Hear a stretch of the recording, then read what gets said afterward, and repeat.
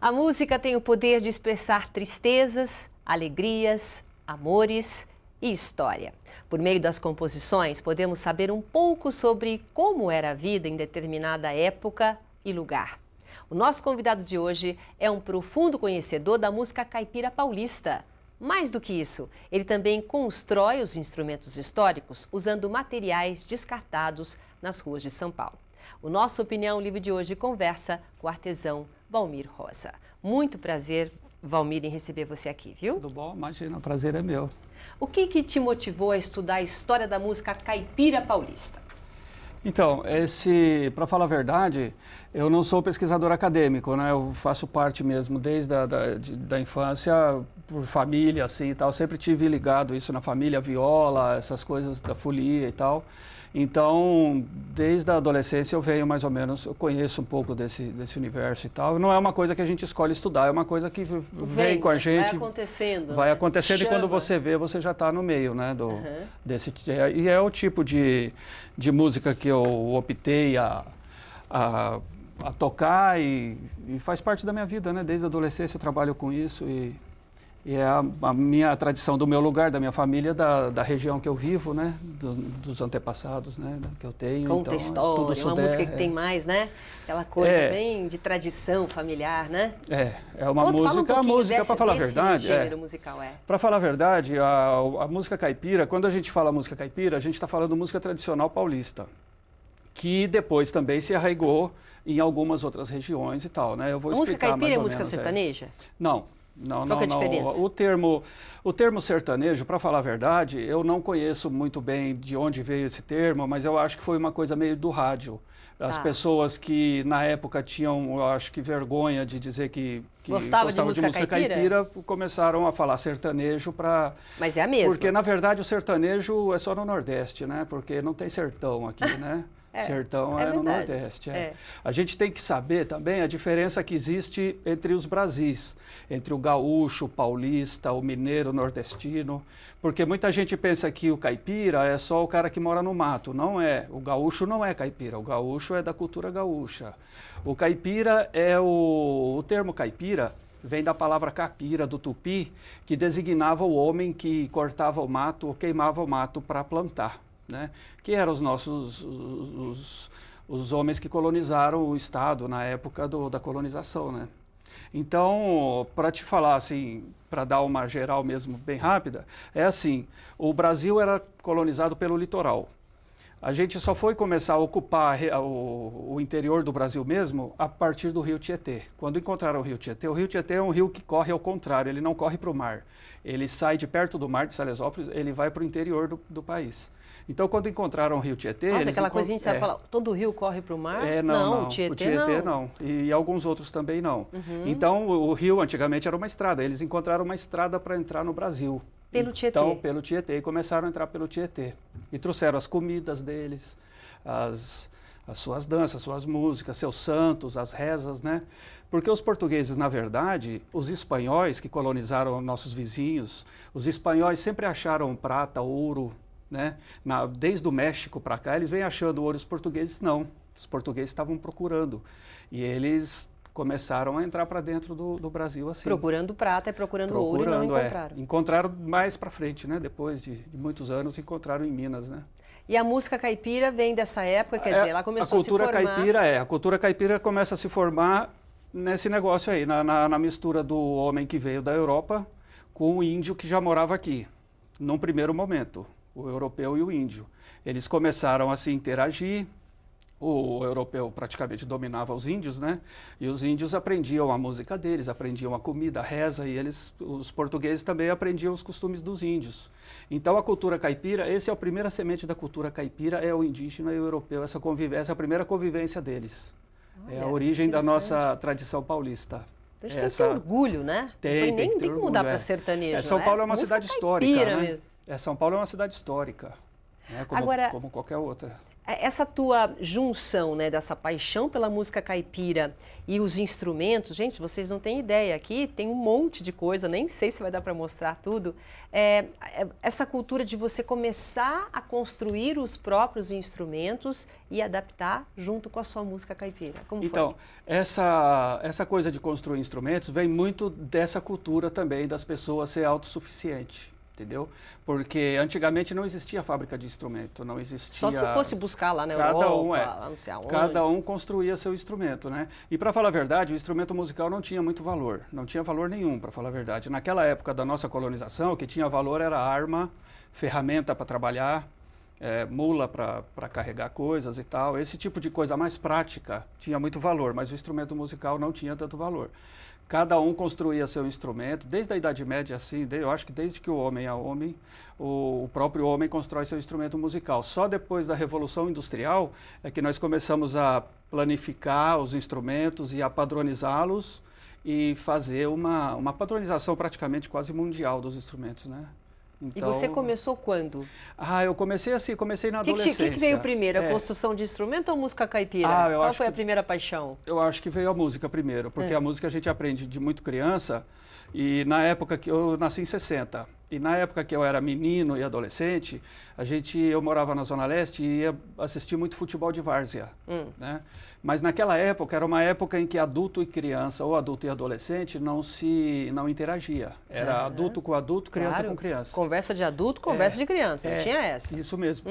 E por isso as crianças o pessoal ficava fazendo samba lá no campinho, e as crianças ficavam tocando latinha do lado lá, fazendo o seu... Então eu acho que desde essa época que eu tocava latinha e que eu fazia... ficava lá com o olho, com o ouvido lá no samba dos adultos. Essa é a semente, né? E a minha geração, a gente fazia vaquinha de chuchu, carro com lata de óleo. Então eu acho que essas coisinhas vêm desde a infância, da adolescência.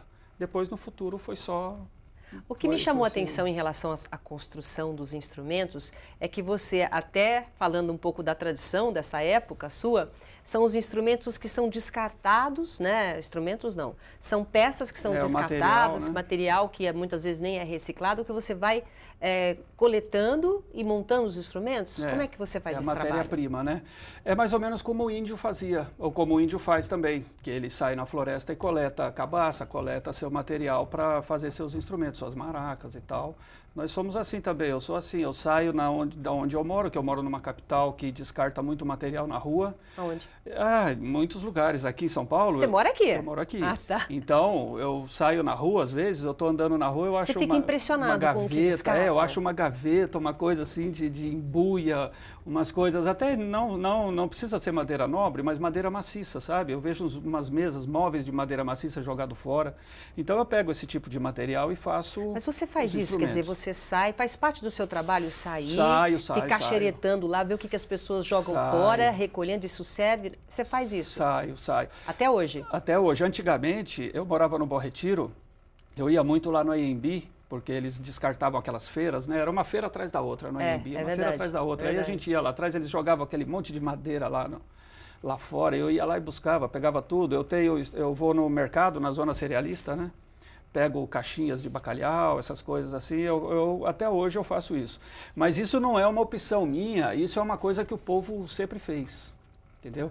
Esse tipo de instrumento folclórico, coisa de grupos de congada, grupos de folclore popular, assim, coisa assim, esse pessoal sempre fez com material disponível e barato que tem perto de si. E o instrumento vai nascendo dessa junção. Não é que pega uma foto, não. Vamos procurar alguma coisa para ficar desse jeito. Não. O instrumento vai nascendo. A gente está mostrando algumas fotos durante a entrevista. Claro. Essa daqui são de material reciclado, mas são instrumentos diferentes. Você pode falar que isso aqui, por exemplo, é uma rabeca com o modelo medieval, e se você reparar, ela ainda tem o carimbo do importador do bacalhau na sua tampa. O que era? Era uma Ali caixa? era uma caixa de bacalhau, lá do Mercadão, que eu peguei. Eu frequento muito legal, o Mercadão, né? A Rua Santa Rosa, né? E você leva lá depois do Mercadão? Olha só aquela caixa que você jogou, como é que ficou? Não, eu já levei já, mas não levo mais. Agora eu não levo mais, mas eu já levei já. O pessoal, tem gente que me conhece lá na Rua Santa Rosa, naqueles lugares assim, pelas caixas de vinho, essas coisas que eles me dão, às vezes, de vez em quando eu compro também. Já sabem que eu uso, né? E o som, para dar o som também? O som é maravilhoso, o som é muito bom. Você tem aqui, você trouxe alguns, você tem uma rabeca. Tenho, essa rabeca, por exemplo, está aqui. Eu vou mostrar ela, então. Vamos mostrar então. Pega a rabeca para a gente ver o som dessa rabeca. Essa rabeca é o seguinte. Isso pode explicar. Essa rabeca, o modelo dela é um modelo medieval. É um tipo de rabeca que nós achamos na Idade Média, eles usavam muito. No século XII, na Espanha, a gente fazia muito desse tipo de rabeca aqui. A gente não, eles faziam, né? E o som dela é mais ou menos esse aqui. Eu vou mostrar o timbre dela para vocês. Aí vocês...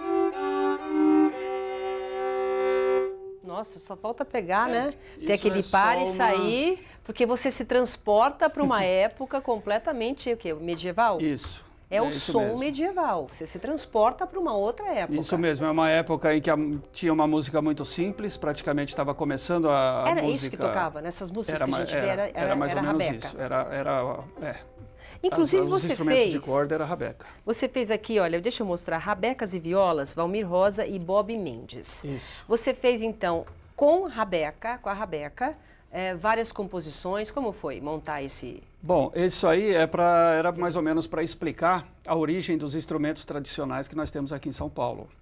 Quando eu digo instrumento tradicional paulista, as pessoas podem achar estranho, porque rabeca tem no Nordeste, rabeca tem no Paraná, tem em outros lugares também. Mas aí eu estou contando como ela chegou aqui e como ela é usada aqui no meu lugar onde eu moro. Aí são instrumentos que eu fiz, tanto as rabecas quanto as violas, e os instrumentos de percussão foram todos feitos por mim. E o Bob Mendes? Isso. O Bob Mendes é um menino de Diadema, é um rabequeiro muito bom. Rabequeiro? É um rabequeiro, é um tocador de rabeca muito bom.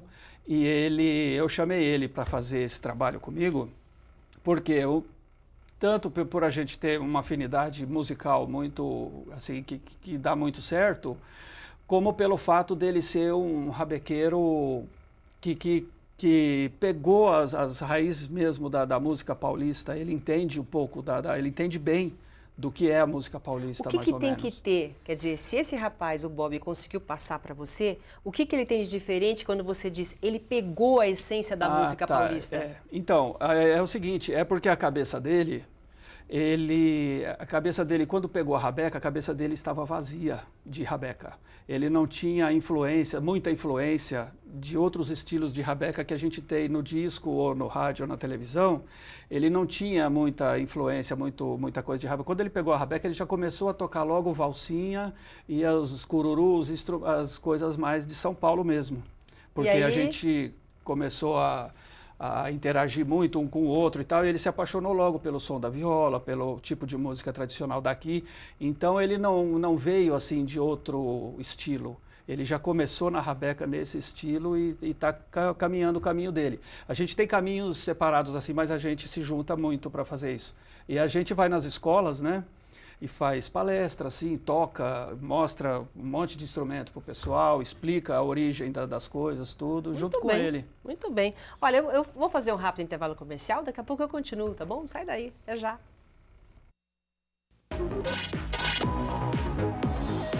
Estamos de volta, hoje tendo uma aula aqui com o artesão Valmir Rosa, que está contando justamente a história da música caipira paulista. Ô Valmir, é muito interessante essa tua construção de instrumentos, né? Eu fui pesquisar antes de fazer esse trabalho aqui com vocês, a entrevista, e a gente chama o que você faz de luthier, mas você não se considera um luthier, né? Que é um especialista em construção e reparo de instrumentos de corda.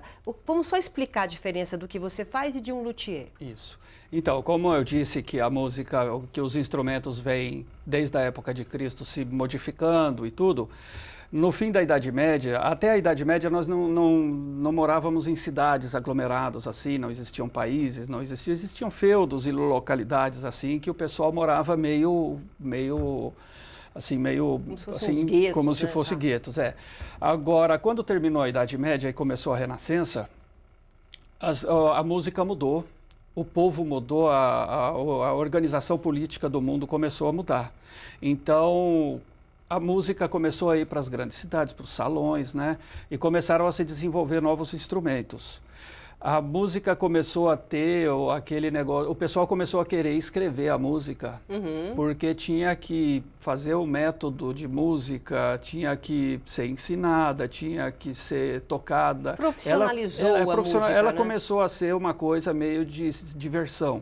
Porque antigamente ela só era uma coisa de religião ou de coisas assim. Então o instrumento mudou. E no mundo inteiro se padronizou no mundo inteiro uma maneira de fazer instrumentos, duas maneiras de fazer instrumentos, duas escolas de luthieria, que é a americana e a europeia. Então você faz um instrumento, você faz um violão em Porto Alegre, mais ou menos usando a mesma ciência que você faz um violão em Recife ou no Belém do Pará, é um padrão. Tá. O violino também. O violino, você tem uma maneira de fazer violino que ela é feita em vários países da mesma maneira. Forma. Assim foi padronizado os instrumentos musicais. O luthier é o que faz instrumento musical dessa maneira, usando a luthieria, a arte da luthieria, que é uma arte. Usando esse padrão. E é muito bom também, é maravilhoso, Tá. a gente precisa disso. Mas o que eu faço é construção popular, é uma coisa um pouco diferente. Você não faz no padrão? Não, é um pouco diferente, porque a construção popular, a gente pode perceber que ela leva em conta a origem do povo que colonizou o lugar que você mora, leva em conta o material disponível na sua localidade. Bárbaro isso, bárbaro. E leva em conta a sua cultura, né? Por exemplo, você pega uma viola feita em Santa Catarina por um pescador da beira da praia e pega uma viola feita aqui em Sorocaba pelo caipira, é completamente diferente uma da outra. Cada um tem a sua cultura. Cada um tem a sua... E aquilo que tem, material que tem disponível, né? O material é diferente, o material daqui com o material de lá, e o povo que colonizou lá não é o mesmo povo que colonizou aqui. Então são duas educações, assim, duas coisas diferentes. A música também é diferente? A música é completa, tudo é diferente. A comida, a cultura toda. Então, esse tipo de construção é isso. O cara que faz quena nos Andes, por exemplo, ele é um construtor popular. Ele constrói uma coisa que não se aprende na escola. E, assim, tem vários exemplos desse tipo de construção. Eu considero a minha construção como construção popular. Não considero como luthieria, porque o luthier tem que saber tudo sobre... As técnicas. Tem que saber todas as técnicas de se construir um instrumento da maneira convencional, como se deve construir um instrumento mesmo. Isso não quer dizer que um instrumento é inferior ao outro. É que eles são feitos para dois objetivos completamente diferentes.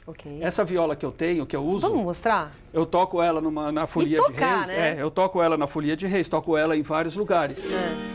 E eu tenho uma viola de luthier, que é muito cara, é muito boa também. Mas para folia, por exemplo, ela já não já está no clima, vai, ela já está no clima. Vamos lá. Cada uma tem a sua... Essa aqui, ó... Você toca na Folia de Reis? Toco. Se você reparar, isso aqui é cravelinha de madeira. Nessa época, essa construção dessa viola é de uma época que não... É da época da viola antiga que veio para o Brasil. Ela veio assim, com essas cravelhas de madeira, não existia ainda parafuso, nem metal, né? E o braço dela vem só até aqui, a gente chama de meia regra. Tá? Hoje em dia o braço veio até aqui. Grande. E o rastilho é móvel, não existia cavalete ainda, na época que ela veio para o Brasil. Depois isso aqui no futuro se juntou e virou um cavalete, mas depois de 300 anos, entendeu? Então isso aqui é o timbre da violinha caipira tradicional. E aqui essa entradinha aqui só isso aqui com os dois corações, por quê? São dois corações, é criação de Portugal. Sua. Não, porque isso é coisa de Portugal. Você sabe que português é todo sentimental, o português, assim, eles são muito andarilhos, viajam muito e o coração, eu acredito que seja o coração que vai e o coração que fica Muito bem. Porque eles são mesmo viajantes e tal. Então, isso vem de Portugal. O coraçãozinho, várias violas portuguesas têm. A micaelense da ilha de São Miguel dos Açores tem esse coraçãozinho como padrão. Quando você vê esse coraçãozinho. E algumas, já sei que é português. E algumas do continente também tem isso. Muito bem. Tá? Vamos Agora ouvir, o timbre dela é esse aqui, ó.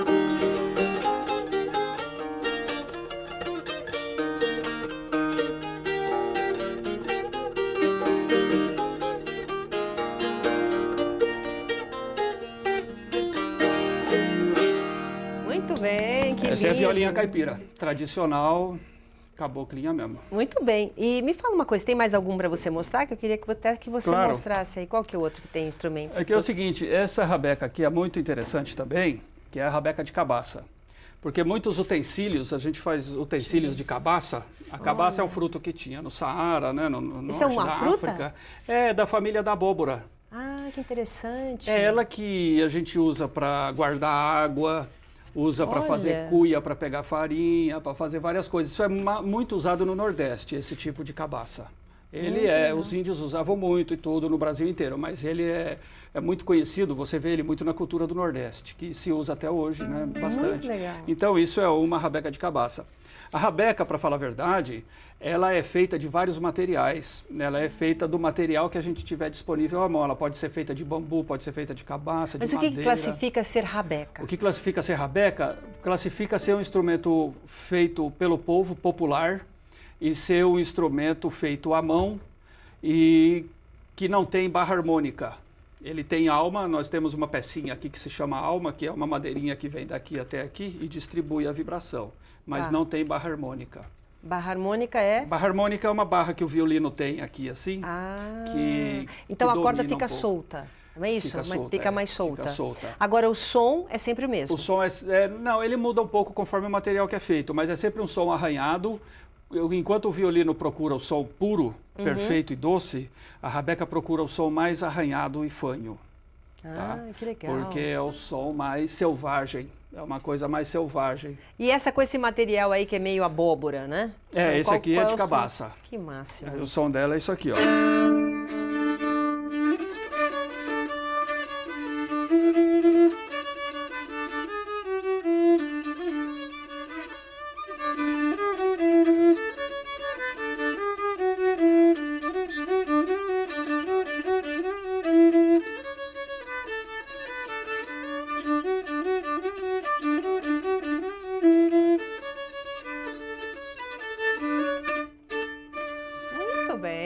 Isso aqui é muito legal. Isso aqui é o seguinte, são toques muito simples que para nossa educação musical parece muito simples, mas a gente usa ela muito no folclore. O que mais que você trouxe aí? Vamos ver. Olha que diferente, é de feito do que esse? Esse aqui é uma caixa de charuto. Valmir, que massa! Uma caixa de charuto cubana. E para falar a verdade, essa maneira de fazer instrumento com caixa de charuto não é uma coisa que eu inventei.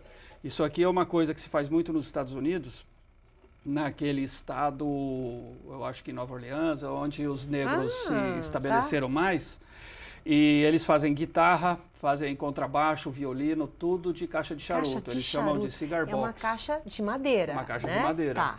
E por falar nisso, que a gente está falando em Nova Orleans, vamos terminar aquela coisa da cultura paulista, do europeu e do índio, que é o seguinte, foi a primeira semente que teve na nossa música e no nosso negócio, né? Mas teve o negro também que veio por último, depois. Porque enquanto já havia escravidão no Nordeste, no Pernambuco, na Bahia, ainda não tinha nada aqui. Aqui era um território meio... São Paulo. Então, o primeiro ciclo, que foi o ciclo da cana-de-açúcar, depois acharam ouro em Minas e teve a escravidão em Minas também. Aqui em São Paulo só veio ter no final, que é a época do café. Tá. Então, foi o último ciclo que teve, foi do café. E o lugar que nós temos mais quilombos no Brasil inteiro é no estado de São Paulo. Aqui tem muito quilombo, tá. na beira da praia, no litoral, né? E o maior violeiro que existiu aqui no Brasil era o negro, né? O Tião Carreiro. Opa! Então, assim, porque falou do negro de Nova Orleans que faz as coisas, então a gente fala assim, porque quando você fala do europeu e do índio, né? O negro veio depois, então às vezes você fala do europeu e do índio e esquece, aí não pode, né? Verdade, tem que ressaltar aqui. Muito bem, vamos ver com som de caixa de charuto. Isso aqui é uma caixinha de charuto.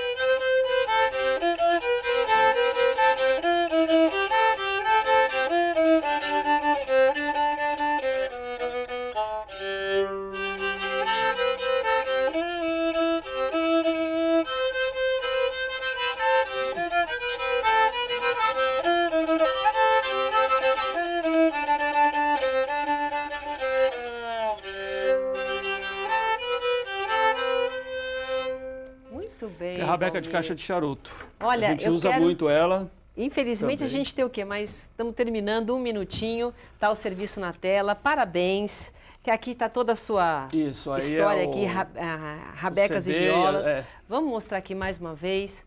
Valmir, qual foi, só para terminar, qual foi o material mais inusitado que você usou para fazer instrumento? Foi o cabelo da minha esposa. Que pena que não dá pra gente saber. Eu fiz um arco porque eu tenho uma relação de arcos aqui, de várias coisas que eu levo, faço palestra nas escolas e tal. Eu mostro arco de rabo de cavalo, de sisal, de corda, de espada de São Jorge, de vários tipos de cipó. E faz-se também de cabelo humano, porque antigamente fazia-se muito isso, né? Muito bem. Com cabelo humano. Fazia-se arco de rabeca também. Meu Deus. E a rabeca, eu queria dizer assim, rápido, que na América Latina toda tem rabeca. Tem no Peru, na Bolívia, na Argentina, todos esses. Olha, foi um prazer. Imagina, tá obrigado Tudo eu de de você. poder Obrigada por ter falar vindo sobre aqui, isso, sobre a rabeca. O nosso Opinião Livre de hoje fica por aqui. Obrigado pela sua companhia. Até a próxima. Tchau.